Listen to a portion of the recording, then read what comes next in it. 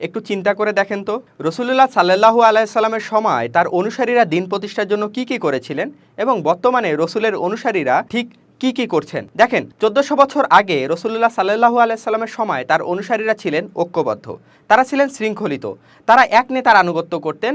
আল্লাহর দেওয়া বিধান সমগ্র মানব জীবনে প্রতিষ্ঠা করার জন্য তারা সংগ্রাম করতেন।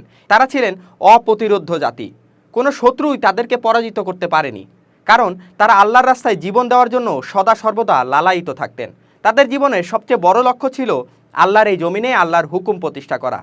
এখন আসি বর্তমান যুগে রসুলের অনুসারীরা কি করছেন তা নিয়ে।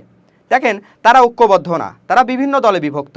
কিছুদিন পর পর এই দল ওই দলকে কাফের বলে, তো ওই দল এই দলকে কাফের বলে। বর্তমানে পুরো জাতির কোনো একজন নির্দিষ্ট নেতা নেই, তারা এক একজনকে নেতা মানে, এক একজন নেতার আনুগত্য করে।